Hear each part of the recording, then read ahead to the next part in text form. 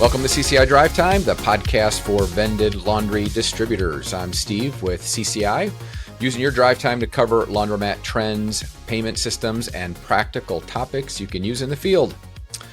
Today, I got something a little bit different. We're going to be doing an inside track episode with one of the important people on our team. Today, I've got Paul McCarey, one of our account managers at CCI, covering the Eastern Territory. Paul, thank you very much for joining me. Thanks for having me. Like you had a choice, right? You always have choices, Steve. Everybody has choices. Well, I appreciate you letting me borrow you on a Friday afternoon. Obviously, we work with distributors. This podcast is for distributors, and I want to make sure that everyone that you work with or potentially will work with has a sense of who you are and what they can lean on you for, but also just to kind of get a sense of where you're coming from and some of your experiences. I know it certainly expands certainly past your time with us here at CCI, but why don't you give me let's start with how long have you been with us? So I was thinking that before you set this call, and I think it's 6 years now. I think I came in the end of 2020. It was right before COVID, so I know that I flew out to Chicago. You hired me. I did some training, and then COVID hit. So I think it was 20. Perfect time to start a new job, 2020 right? or 2021, exactly. Yeah, that I remember that. What I remember is how we probably talked about all these really exciting things we were about to do, and then we had all of the fallout that comes from. That came from COVID, and certainly you were a trooper and stuck it out with us through that, and we've really got to see the company kind of evolve out of that through these years. So you've gotten to see quite a bit. Give us a sense of what's your typical day look like? Yeah, so typically I'm supporting the East Coast for our distributors on the East Coast. So a lot of it is email, a lot of it is leads, but primarily dealing with the sales guys that are working for our distributors. And they'll typically reach out, if they're working on, typically it's a live deal, which product should I use here?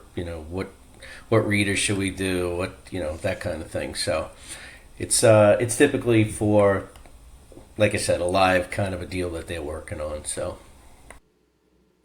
Right. Yeah, I think, what I'm trying to get across with making sure that our folks understand where they can lean on you and our other account manager is to lean on you when they need information, when they need to know what's new, what's going on, how are things being accomplished, but which device, I think is what you were alluding to. We have multiple solutions, and it can be tough to know where to go, like what's the solution. So let's sneak back a little bit in your background. So kind of how did you get into I know your background, but to share it for those, you've not always been in the laundromat space of things, but how did you get into the card payment system business, and talk about when too? Yeah, so I kind of fell into it. I think it was 2008 actually. I worked for a very large credit card processing company, Heartland Payment Systems. Mm-hmm. And I was a service manager, a regional manager for them. I had done some credit card sales, which I don't know if you're familiar with that. It's a very tough door-to-door, not something that I was very good at because I'm more of a relationship guy than I am from like a one-time hit. So I moved into their service. I was a service manager, so basically a support for the sales team. And then they ended up purchasing this small company in Chattanooga, Tennessee. It was called Debitech, and they were in the payments system, the laundry payments specifically, similar to what we do with readers on machines. And I kind of fell into it. It's kind of funny, actually. Their biggest customer was Matt Gray. This will go back in time. Mm-hmm. And I'm from Massachusetts, so I literally was like 15 minutes from the Matt Gray office. So I don't know if I was hired for my expertise or my location. Or your location. But I'll leave it at that. So, and then I was really hired to do, we really did, as you know, it was route laundry, specifically for route laundry. Nothing to do with stores or big brick and mortar places, but primarily just kind of route laundry. So. That's where I cut my teeth after the credit card processing world. And I recall actually how we got introduced when we were looking for somebody was actually from a route customer, I believe, in the North Midwest, who recommended we connect with you. So it was from that route business that we actually found you, although we did not do much in the route business at the time. And so, yeah, it's a small world. So when you made the transition over, I think, originally when you started, it was really, the intent was to get into more multi-housing, but I think we may have realized that we needed to expand your role beyond just multi-housing not too long into that. So I guess there wasn't much that surprised you on the multi-housing space, but certainly when you started to do more on the vended laundry side, or the store side, as you call it, what would you say, what kind of surprised you the most? Well, it was just learning that side of the business. I mean, I remember when I started in the route business, and a couple of my buddies would say, "How exciting can the laundry business be?" I was like, "Dude, I don't know what to tell you, but it's pretty exciting." It started out, and I was like, "There's a lot to learn here." And then when I expanded in my role with you guys and started, dealing more with the storefronts and the big commercial industry, it's a totally different learning curve, right? There's different things that you have to do. The stores do differently. There's a lot more moving parts in a store than there are in, somebody just going down to the laundry room in their apartment building to do their laundry. So Right. it was good. I learned a lot. It's something I continue to still learn every day. You guys have certainly influenced that. You own stores, so you help us along that way, and I think it just positions us, in a good way to help store owners, because we're in it for that. We're in it for the store owners, I think. Sure, sure. A little bit of fun. What do you like to do outside of selling payment systems? I know you love doing that more than anything, but if you weren't selling payment systems, what do you like to do? So we have a new granddaughter. Well, she's not new anymore. She's 2, so she takes up a lot of our time. We moved to Central Mass just before she was born. We built a new house out here. We had been in our previous house for almost 40 years, so we never really Yeah, moved. wow. So we actually upsized instead of downsized. So that keeps us busy. We went from a small 15,000 square foot lot. We have 3.5 acres now, so that keeps my wife and I busy. But my true passion outside of work is actually golf. I love to play golf. So Yeah. There may have been a person or two that told me how good you were at golf, and that maybe that was not something you should put on your resume. that is probably not something I should put on my resume. I remember when I started back in the route business, and one of my bigger customers back then invited me to his golf course, and we played, and I birdied the first hole, and he said, "You play way too much golf, and you need to start selling some more payment systems." So, but yeah, that's Well, that's my true passion, I guess. If I was to do it over again, maybe do something on the do I don't something know, there. something Yeah. in the golf industry. So.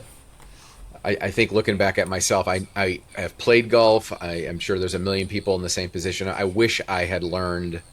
I shouldn't say I learned, but I wish I had done it more, because I see the value in it now. I think earlier on in my career, it didn't stick, real well. But I envy those who are good at it. So good for you. That's great. Yeah.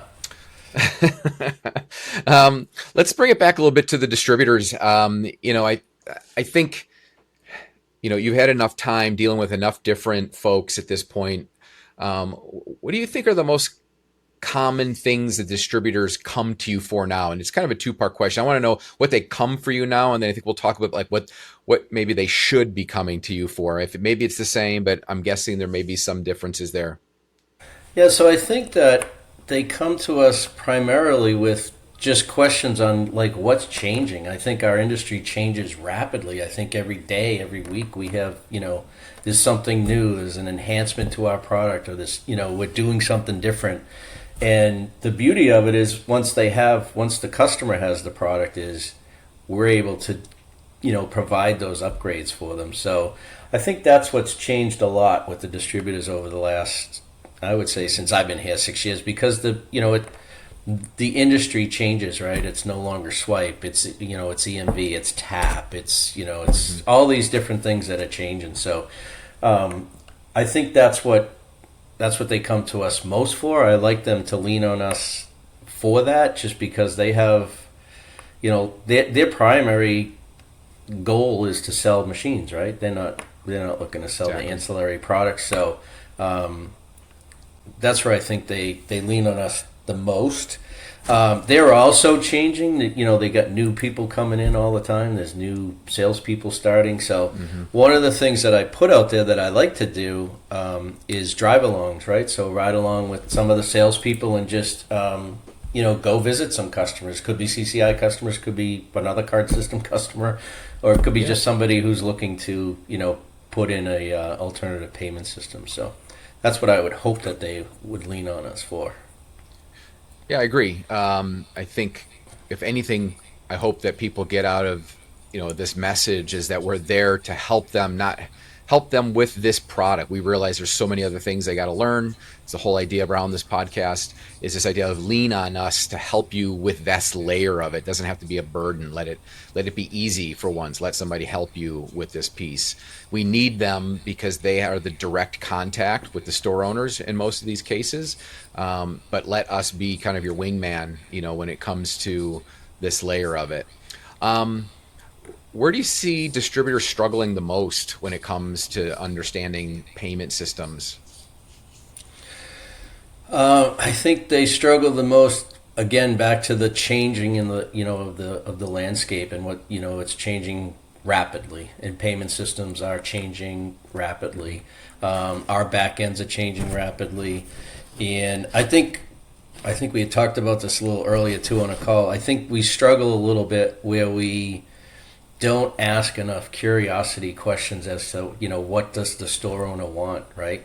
And I think people think card systems and they think, oh, I'm going cashless. It's not a cashless solution. It's a coinless solution, basically. Or you can take coin as well, but it's you're not necessarily getting rid of the cash. It's just, instead of collecting quarters, now you're collecting fives, tens, and 20s, I guess. Yeah, so often I think people get really lost in the idea of that a card system means the cash is eliminated, and that's so not true. It certainly doesn't have to be. We could certainly go that route, I think, but that's not the common practice, right? That's not the common solution. Cash is almost always a part of the solution in some manner. Yeah, that's well put. What do you think makes a good relationship between us and a distributor? What do you think? Are there attributes that you see that distributors that are the most successful, maybe with payment systems, there are attributes that they possess? Yeah, I think the biggest thing that we do very well, I think, and you've done a good job of hammering this home, is that our service. I think our service is top notch. I mean, we have, I think it's up to 12, 11 or 12, something like that, full-time service people now. And that I think is the biggest thing. Card system, anybody can start a machine with a card, right? It's what happens after the transaction. And, we have our own struggles. I'm not going to say we don't have issues that happen or pop up on a day, but, one of the biggest things that I get back from the distributors that we do a lot of business with is, we answer the phone. So even if it's a Saturday or a Sunday, they call and, we just answer the phone. So I think that's one of the biggest areas that we strive or we exceed the expectation of helping the distributor. So, and if they're calling us on a Saturday or Sunday, it's not, to say happy birthday, right? So something's going on. So, you mentioned that one of the things that you're involved in a lot is new people. Distributors have new hires, and so do you have any advice for, let's say, a new person that just started, maybe with a distributor, maybe new to the industry? Because obviously they're going to have to learn something about payment systems. They're going to be introduced to it. They're going to be asked about it. You have any advice for a new salesperson at a distributor? Yeah, I would say my best advice I could give would be to listen more. And And I would say don't make stuff up, right? If you don't know the answer, it's okay to say I don't know the answer, and then go find it. But I think anybody that's coming into a new sales job, or they want to sell, right? You want to sell, you want to sell. But one of the things that I've done my whole career is I try not to be transactional. I try to be more, on the relationship side, because at the end of the day, it's the same thing, right? People buy from people they know, like, and trust, right? So that would be my biggest advice. I think that ties in nicely, and that's maybe advice for life. Do more listening, right? I think we could all probably do a little better job listening. But I think the relationship part is key because of the support layer that you mentioned too. It's when you have a relationship with someone, then you feel like there's somebody you can lean on when you need something, because things don't always go perfect. They go better. They go well more often than they don't. But when they don't, you want to know that you've got somebody that you can lean on, that can make sure you're going to get connected to the right people. And yeah, that's good advice. Anything that's happening recently? Any recent questions that you're getting that maybe are things that we should throw out there and clear up? New topics, new ideas. I think some of it's with the machines that are changing. The interfaces are changing with the machines. They're not giving us so much access to things that you used to be have access to. So those things are changing. So I think it's important for us to keep the distributors informed as best we can on that. And then I would also say too that, at least for me, on the main distributors that I handle with on the East, is you also need to have a relationship not necessarily just with the salespeople, but also the operations manager, or the book accounting people. I mean, I think we have a really good open platform, but we have our distributors that have top-notch install maintenance people that actually probably know the product better than we do, and to be able to tapped into distributors that I know with existing another distributor on the other part of the the country then that's having this issue, and you can reach out to somebody and they'll say, oh yeah, do this, do this, do this. And so I think it's important that we have a strong relationship with the entire organization. I think that's getting a little bit more difficult now as these companies get bought, or get into these bigger organizations. But we, as it's a family-run business. Your family's been doing it, and we like that piece of the business, and it's fun to get with operators and distributors that are kind of in the same playing field, having similar and experiences. know what the experiences are.